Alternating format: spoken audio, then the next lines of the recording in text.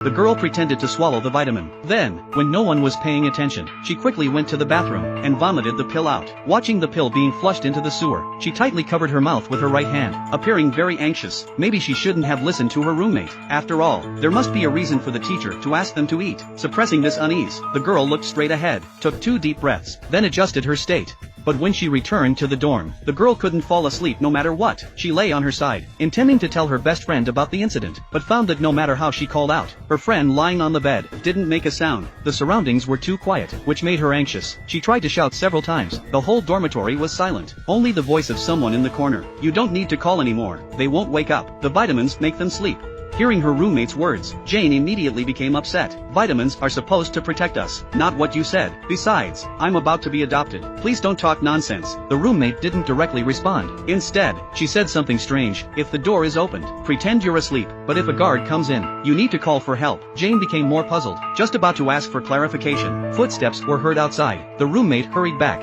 Jane also lay down as if nothing happened. As the door opened, an instructor and 2 security guards walked in, without saying a word. They started to pick her. The girl from the next room was inexplicably taken away. Jane was also unfortunately chosen. She felt it was unbelievable. "I just didn't take the medicine as instructed today. Why are strange things happening one after another?" Listening to the conversation between the people, she realized that everything was a conspiracy. The contamination of the outside environment was fake. The so-called adoption was also fake. They were just toys kept by the rich, all for that good-looking facade. The more Jane listened, the more she couldn't believe it. Her efforts for 16 years, dressing up meticulously every day, all turned into nothing at this moment. But fortunately, she wasn't chosen, and was safely taken back to the dorm. As the door closed, the roommate rushed over. "Quick, come with me.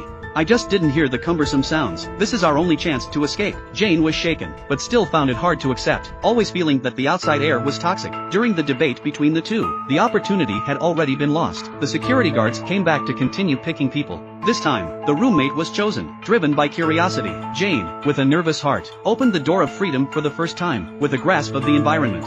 She avoided all the fixed cameras, but didn't avoid the patrolling personnel. Jane quickly hid to the side, and began to eavesdrop carefully. "Today they caught this person, and tomorrow they'll catch that person. Boss, rest assured, 2 days are enough." Listening to the instructor's report, this time, Jane completely believed it. She made up her mind. She had to escape no matter what, but when she reached the door, she found it was already locked. No matter how she struggled, there was no response at all. As she heard the footsteps approaching outside the door, Jane couldn't help but retreat back to the dorm. She quickly lay on the bed pretending to sleep, waiting for her roommate to be brought back. She was like a child who had done something wrong, sitting in the corner feeling wronged. The roommate didn't say much, just looked at her helplessly. At this moment, both of them knew that was their only chance to escape, but now the door had been completely shut. However, it was not without gains. After observing for the next few days, Jane already had an idea.